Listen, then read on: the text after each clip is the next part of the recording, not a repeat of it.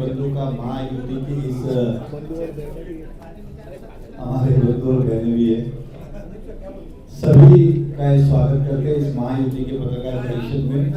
आज के इस अवसर पर यहाँ पे उपस्थित यहाँ के विधायक शिवसेना के सफल प्रमुख प्रताप जी सरनाई, यहाँ पे उपस्थित हमारे प्रदेश के पदाधिकारी एनसीपी के आशीष शेख जी, हमारे मीरा भाईंदर के जिला अध्यक्ष शैलेकर जी, हमारे भारतीय जनता पार्टी के अध्यक्ष किशोर शर्मा जी, हमारे शिवसेना के जिला अध्यक्ष राजू भोर जी, हमारे 145 विधानसभा के प्रमुख एडवोकेट रवि जी व्यास, यहाँ पे उपस्थित सभी अन्य सभी भारतीय जनता पार्टी के पदाधिकारी और जिन्होंने आज पार्टी में प्रवेश किया, जैसे राजकुमार मिश्रा जी और वानखेड़े मैडम जी।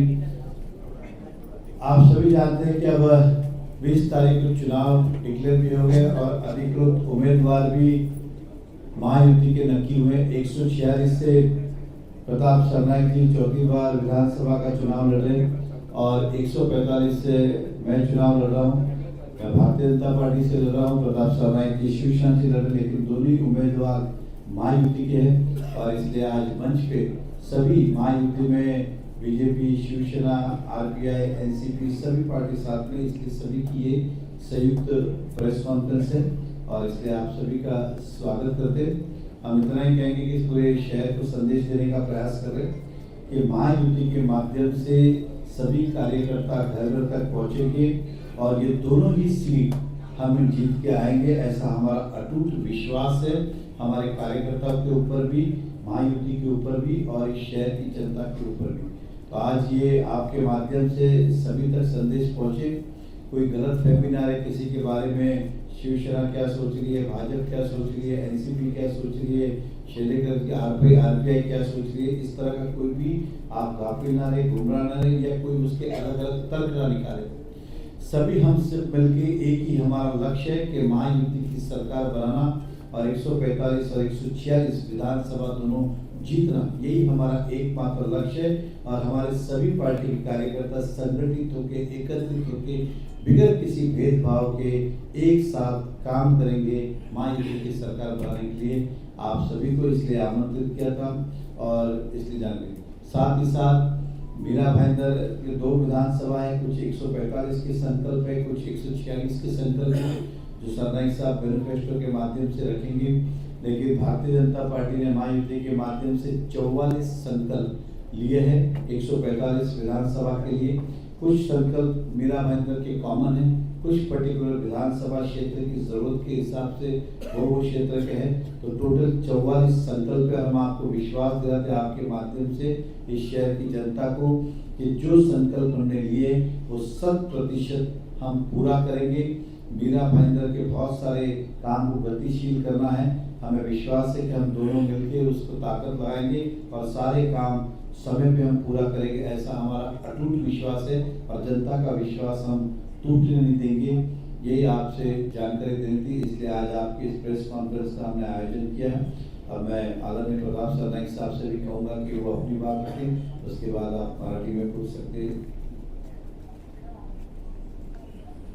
आज की इस प्रेस कॉन्फ्रेंस में उपस्थित हमारे सहयोगी और महायुति के उम्मीदवार आदरणीय नरेंद्र जी मेहता, साथ ही में हमारे जिला प्रमुख राजू भोर जी, हमारे दूसरे जो जिला प्रमुख है शर्मा जी, हमारे आरपीआई के जिला प्रमुख देवेंद्र जी, हमारे आसिफ शेख जी, 145 के विधानसभा के प्रमुख और बहुत ही हमारे करीबी दोस्त रवि व्यास जी, शैलेश पांडे जी, अनिता पाटिल, प्रशांत दळवी, हसमुख गहलोत, डिम्पल मेहता,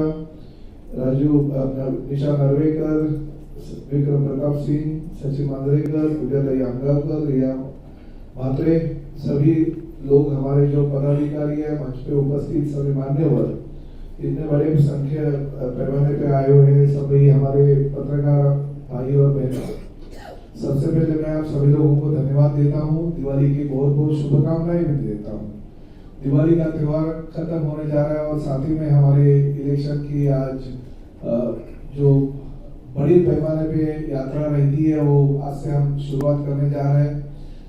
सभी लोग दिल से काम करके 142 से श्री नरेंद्र मेहता महायुति के उम्मीदवार और 146 से प्रताप सरनाईक महायुति के उम्मीदवार के तौर पे मीरा भाईंदर ने दोनों के दोनों महायुति के उम्मीदवार बहुत बड़े मार्जिन से जीत के आएंगे, ऐसा हमें विश्वास है।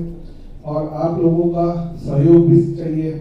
आप लोगों को पता है कि पिछले 15 साल से मैं विधायक के तौर पे काम कर रहा हूँ, मगर जिस वक्त नरेंद्र मेहता जी और मैं साहब मीरा भाईंदर में काम कर रहे थे, बहुत सारे विकास काम प्रकल्प हम लोग ने साथ में काम किया। उस वक्त देवेंद्र फडणवीस जी मुख्यमंत्री के तौर पे थे, हमारे एकनाथ शिंदे पालक मंत्री थे और दोनों ने मिलकर इस मीरा भाईंदर के विकास के लिए बहुत सारा निधि का योगदान दिया। मेट्रो है, पानी की समस्या जो थी उसमें सूर्या डैम का प्रकल्प था, रास्ते कॉन्क्रीटीकरण, ये सब काम हमारी महायुति के सरकार के कार्यकाल में हो गया।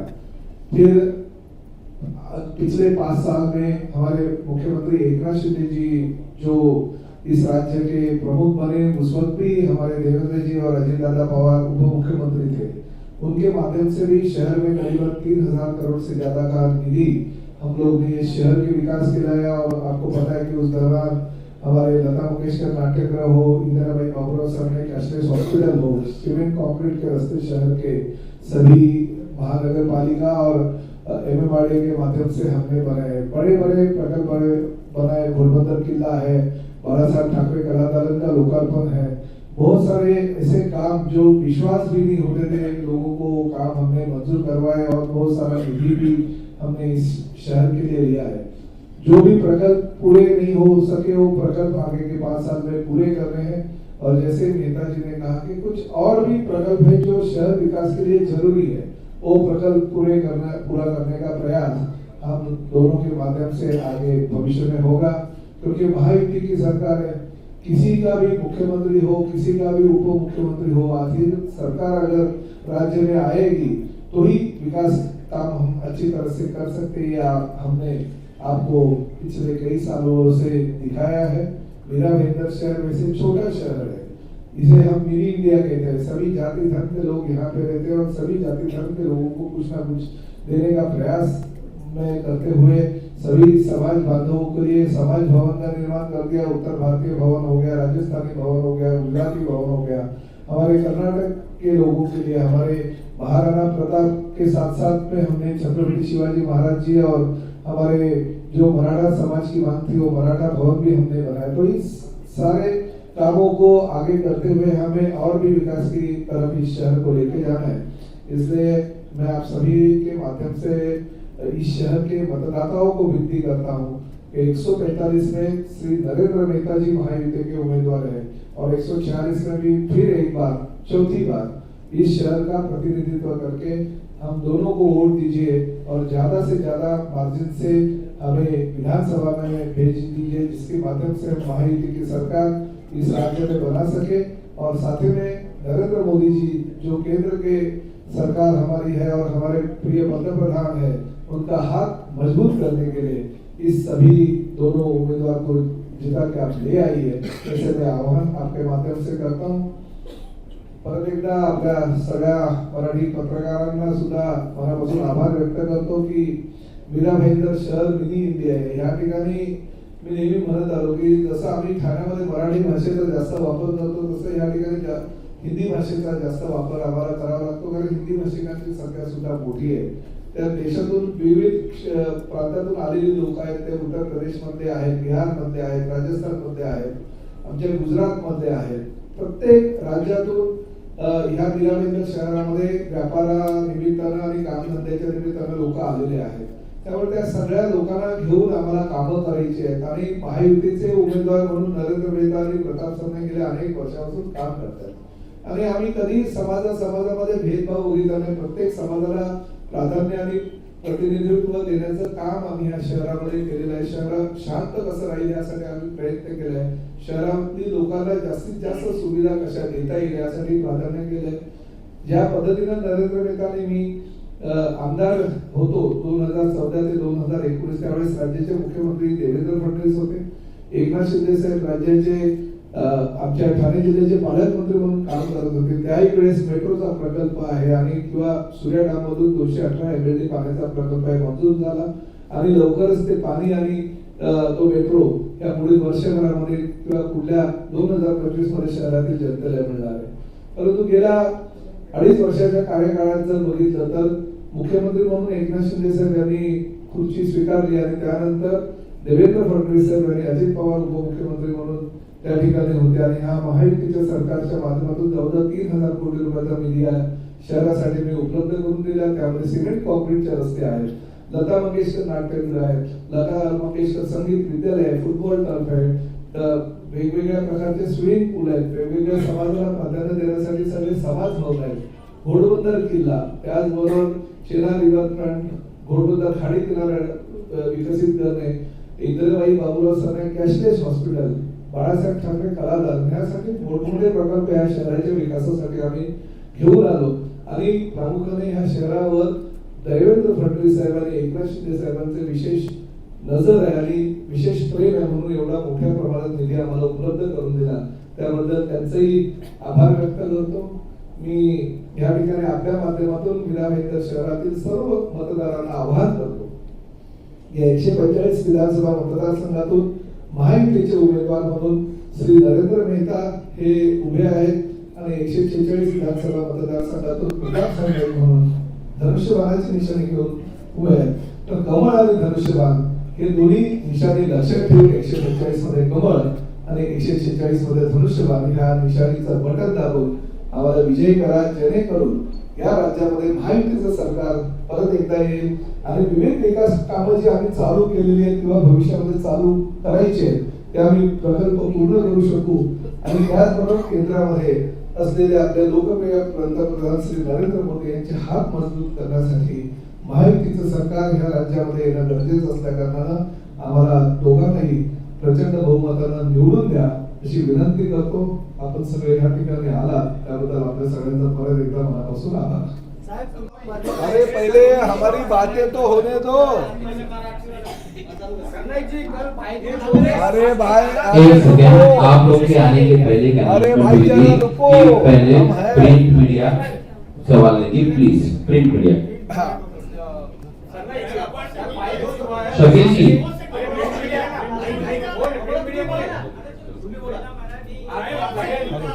Senior 75 cross. हॅलो हा बोला बोला.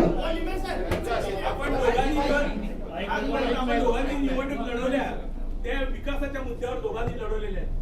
आतापर्यंत मेट्रो, सूर्य प्रकल्प आणि सिमेंट रस्ते हे आता अंतिम टप्प्यात आहे. आता होऊन जातील काही दिवसात आणि मग तुम्हाला पुढचा 5 वर्षाचा कार्यकाळ मिळणार आहे. त्यावेळेस तुम्ही यांना 44 काहीतरी प्रकल्प करणार आहेत, पण त्या 44 मध्ये 3-4 कुठले मुख्य असतील आणि कोणाला प्रायोरिटी देणार आहेत त्याचं तुम्हाला उत्तर बोला करता पाहिजे ते पण सांगायचं. आम्ही दोघेही आहोत. दोघांनी नाही, म्हणजे पहिलं हा घ्या. माझे जे महत्वाचं आहे की या शहरामध्ये कॉलेजेस निर्माण करणं गेल्या 15-18 वर्षात या शहरामध्ये एकही कॉलेजेस झालेले नाहीये. लोकसंख्या दुप्पटपेक्षा जास्त झाली. आजही विद्यार्थ्यांना मुंबई प्रवास जास्त असतं. कॉलेजेस आणावं या शहरामध्ये, हा आमचा एक मोठा विषय. या शहरामध्ये आपण बघितलं आता 30% हाऊस टॅक्स वाढला, कारण की खर्च वाढला, इन्कम वाढली नाही. म्हणून ह्या शहरामध्ये कॉर्पोरेट ऑफिस यावं, उद्योग यावं, व्यापार यावं यासाठी प्रयत्न करणं, जेणेकरून महापालिकेची इन्कम वाढतील आणि ह्या शहराच्या युवाला रोजगार मिळतील आणि व्यापार मिळतील. हा आमचा दुसरा विषय. तिसरं, आजही मल्टी स्पेशालिटी हॉस्पिटलची गरज या शहराला आहे, कारण की आजही डॉक्टर सांगतात सिरियस जागे सांगताना मुंबईला शिफ्ट करा. असे दिवस येता कामा नये की कुठल्या डॉक्टरने असं सांगा पेशंटला मुंबई शिफ्ट करा. म्हणून सर्व प्रकारचे उपचार या मीरा भाईंदरमध्ये झाले पाहिजे. ही आरोग्य सेवा देणं आमचं काम आहे. पासपोर्ट कार्यालय असतील, RTO ऑफिस असतील, हे मीरा भाईंदरमध्ये आणण्यासाठी प्रयत्न करणं हा आमचे मुख्य मुद्दे. त्याबद्दलही त्या भागातला राई मुलाचा शिरोत्रीचा विषय असेल या स्पोर्टचा विषय असेल, अशा बरेचसे अनेक विषय, पण हे प्रामुख्याने 3-4 मुद्दे मी आपल्याकडे हे मांडलेले आहे. उत्तमचा घनकचरा प्रकल्प तो शिफ्ट करता येणार नाही, परंतु त्याच्याऐवजी छोटे छोटे प्रकल्प त्या भागात करता येईल का, जेणेकरून त्यांचे प्रश्न सुटेल आणि शहराला सुद्धा न्याय मिळतील. अशा अनेक 44 मध्ये आमची संकल्प आहे आणि नक्कीच आम्ही लवकर तो मॅनिफेस्टो बाहेर काढणार आहे. आपल्याला संकल्प माहिती पडतील.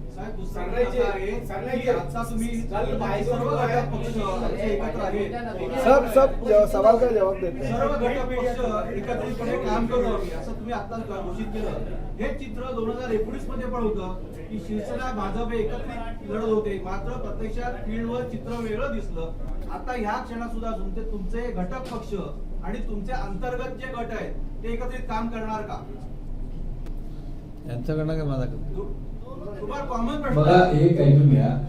ठीक आहे, आता ते झालं नाही झालं त्यावर आपण चिंता पुढे काय करतात. आता लोकसभा निवडणूक ही गेली आताच, त्याचा अगोदर पदवीधर मतदारसंघ गेलं. त्यावेळी आपण बघितलं असेल की लोकसभामध्ये भाजप असतील, सेना असतील, एनसीपी असतील, सगळ्यांनी एकदम प्रामाणिकपणे, आरपीआय असतील प्रामाणिकपणे काम केलं आणि तो रिझल्ट सुद्धा दिला की मीरा भाईंदरमधून बीड विधानसभात आम्ही जवळजवळ 78,000 वोटची लीड घेतली. हा संयुक्त काम केलं म्हणूनच हा झालाय. एक साथ में दो सवाल ले रहे हैं. एक तो आपकी पार्टी में मतलब महायुति के एक तो बागी आपके सामने खड़ा है, तो आपकी लड़ाई बागी से या महाविकास आघाड़ी से. एक दूसरा जो काम सरनाईक साहब बता रहे हैं कि हमने किया, आपने बता रहे हैं देवेंद्र फडणवीस और शिंदे साहब ने किया, वो गीता जैन बोल रही कि अकेले मैंने किया. ये दोनों सवाल ते कौन से का? जो भी सीसी रोड हो गया, मेट्रो की बात हो गई, ये सब पानी हो गया, सीसी रोड हो गया, मेट्रो हो गया, सारे काम उन्होंने किए हैं. 1,000 करोड़ लाए हैं, कुछ 500 पानी के लिए लाए, ये सारे हैं. और सारे किया उसका क्या, फिर आप लोगों ने क्या किया? और आपकी लड़ाई 3,000 करोड़ का आप दावा करते हैं, बाकी उन्होंने किया या आपने किया? नहीं, वो बागी कैसे हुई? आपकी युति से ही वो निकल गई. नहीं, युति से नहीं हुई, इंडिपेंडेंट लड़ी थी. जब बागी पिछली बार थी, अब वो अपक्ष है, तो बागी क्या और ये क्या हमारा लगा नहीं. दो सवाल है सर. विकास वाला मेरे से तो पहली बात ये है, देखिए गीता जी जब भी पहली बार विधायक के तौर पे चुन के आए, कहाँ पे थी ये आपको पता है. फिर बाद में वो कहाँ पे थी वो भी आपको पता है. फिर वो हमारे साथ गुवाहाटी आए, तभी मैं ऐतराज में आ गया कि बाबा ये अचानक यहाँ पे कैसे आ गए. तो उन्होंने ये 5 साल में अलग अलग जो जगह पे गई, तो उसकी वजह से वो एक पार्टी की तरफ कभी नहीं थी 5 साल में. और रहा विकास का काम, तो मैं एक बात यहाँ पे कहना चाहता हूँ कि पिछले 2.25 साल में सहयोगी के सदस्य के साथ साथ हमारे साथ मेरे वो पीछे मुख्यमंत्री जी के पास आते थे, मगर वो हमेशा यही कहती थी मेरा पहला बार है, मुझे समझाइए काम कैसे करता है.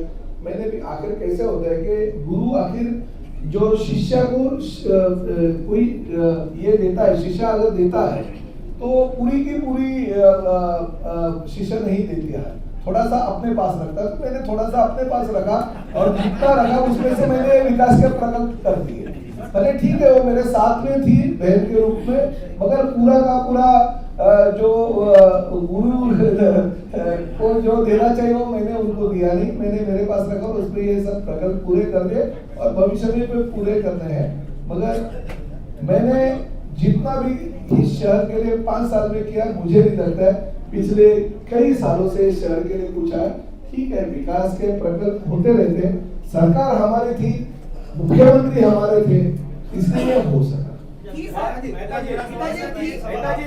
मेरा आपसे सवाल है, अभी साथ में आगे भाई हमारे साथ जो महायुति है, जो अभी हमारे साथ में है, नरेंद्र मेहता पहले से भारतीय जनता पार्टी के थे, उसके पहले भी भारतीय जनता पार्टी के थे, आज भी और कल भी रहेंगे. तो हम भारतीय जनता पार्टी और शिवसेना है.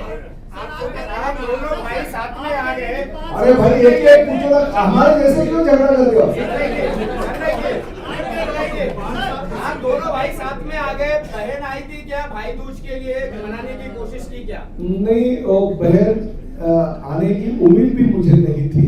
मगर एक बात है, बहन और भाई का रिश्ता ये महायुति और राजनीति में जब तक देखिए फैमिली रिलेशन होता है वो ये राजनीति के बाहर का रहता है.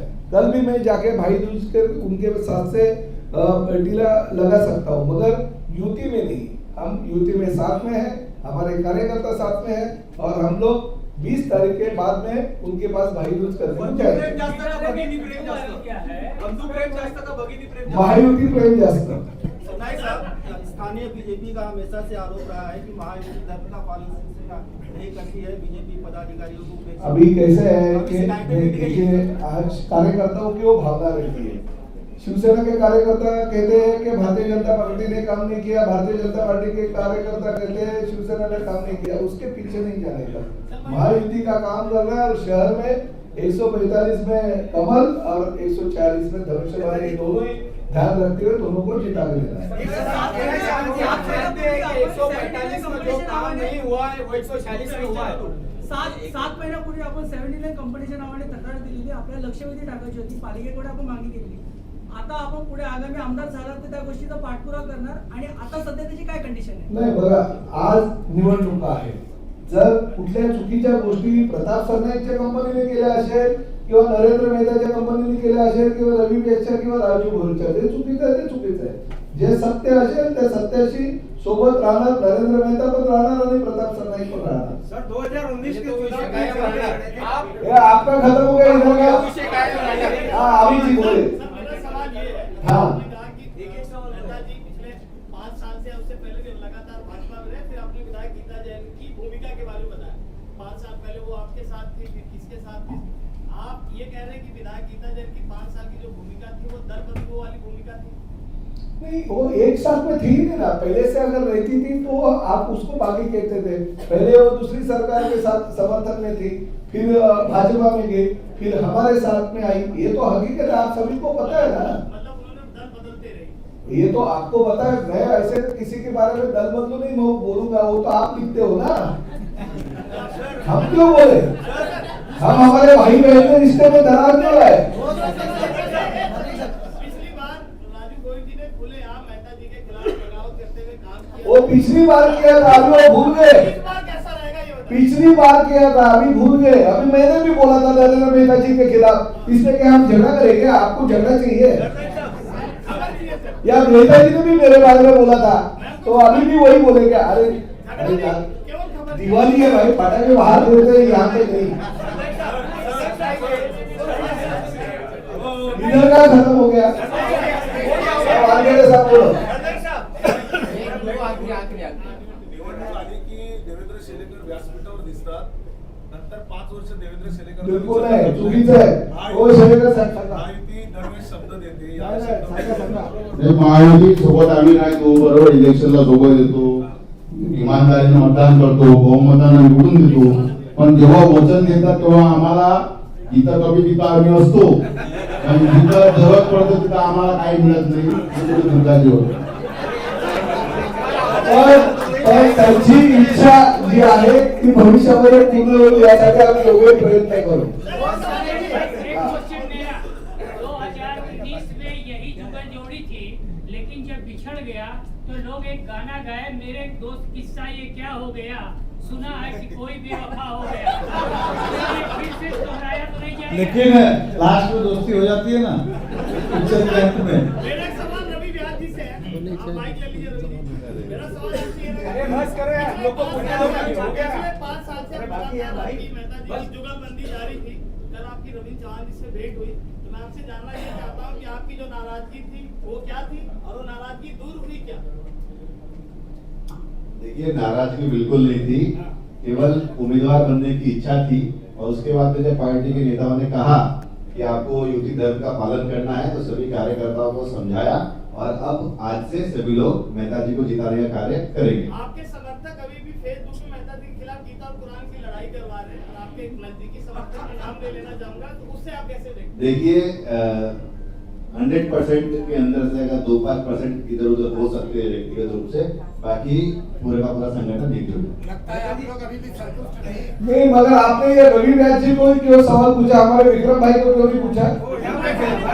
इसलिए आप लोग भी हमारे में दरार लगाने की कोशिश कर रहे हैं। अरे बाबा, ये मंच बहुत छोटा है।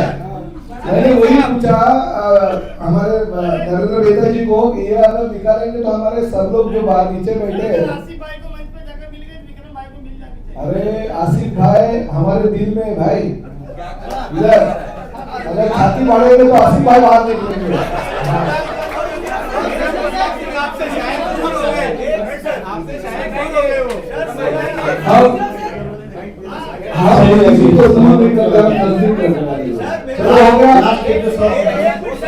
हाँ से एक दो सवाल पूछिए।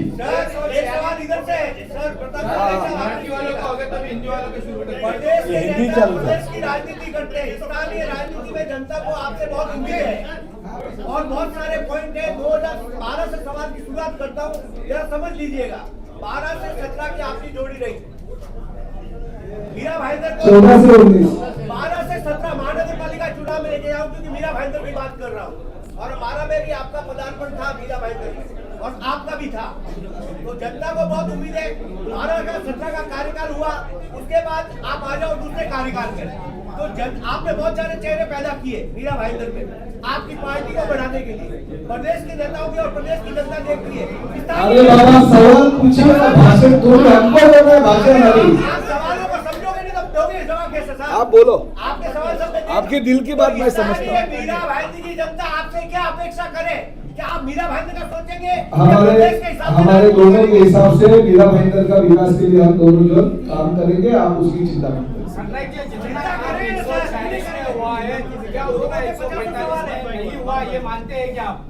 क्या 140 में विकास हुआ। देखिए मैं तो 5 साल मेरे पार्टी का वफादार था, क्योंकि हम एकनाथ शिंदे साहब के साथ में पिछले 15 सालों से है और एकनाथ शिंदे साहब मुख्यमंत्री बने तो विकास के लिए मुझे 3000 करोड़ से ज्यादा का नहीं दिया। तो जाहिर है मैं मेरे ही मतदार संघ में विकास करूंगा 146 में, इसलिए मैंने जितना निधि आया मेरे मतदार संघ में किया। और आप उसके सभी लोग जो पत्रकार है जो विकास के प्रकल्प में लेके आए आपके सामने रखूं, तो मैं मेरे मतदार संघ का विकास करूं भाई। मैं दूसरे के घर में क्यों जाके देखूं? मेरा घर जो है वो मजबूत रखूं, इसलिए आज मेरा घर मजबूत है। चलिए समाप्त करते हैं। सवाल है, आपके जो कांग्रेस के उम्मीदवार है वो आपके 44 संकल्प के विरोध में जवाब दो, इस तरीके का उनका एक आंदोलन या देखिए में प्रचार क्या कर रहे होता हैं, इसका है, क्या जवाब दोगे आप? देखिए आपको अच्छी तरह पता है वो कभी घर से बाहर निकले नहीं, तो उन्हें क्या पता होगा। आज जवाब चाहिए तो ज्यादा लंबा नहीं दिया, अपने घर के बाहर निकली जो सीमेंट रोड बनी है ना, तो बनाने वाले हम ही हैं, कोई और नहीं। और उनको हमारे जवाब तो हमारे कार्यकर्ताओं ने काम के माध्यम से दिया है कि हमने क्या क्या काम किया है। और दूसरी बात, पिछली बार उनका क्या भाषण था कि भाई हमें तो महायुति के उम्मीदवार भाजपा को हराना था, हमको तो गीताजी को जिताना था। तो आप भाई बहन आपस में लड़ ले, निपट ले भाई, उनको ही वो पूछ ले, हमसे जवाब नहीं मांगे। जिसको जिताया था उसी से वो सवालों के जवाब मांगे, हमसे नहीं मांगे। हमने इस शहर को अच्छी तरह से जो काम किया, शहर के बाद हमारा जवाब भी है, हिसाब भी है, किताब भी है।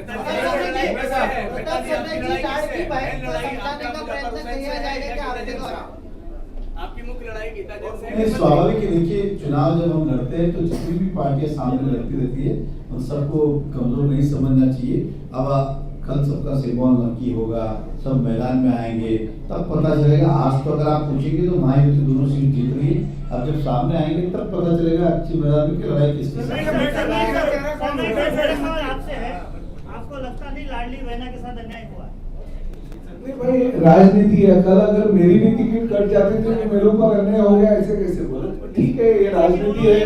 राजनीति में हमारे नेशनल पार्टी के जो लोग हैं, जो स्टेट लेवल से और नेशनल लेवल से काम करते हैं, तो सर्वे होता है। उस सर्वे के माध्यम से लोगों की क्या भावना होती है, वो भावना का विचार करते हुए प्रदेश के लोग निर्णय लेते हैं और उस निर्णय में वो कुछ नहीं हुआ रहेगा, इसलिए ये हुआ। मगर हम ऐसे बोल नहीं सकते और ये भी जो निर्णय वो प्रदेश के लोग। चलिए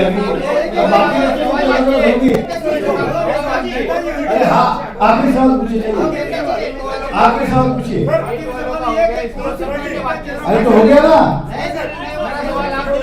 हाँ बोलिए, एक लास्ट सवाल पूछिए, लास्ट सवाल। हाँ बोलिए।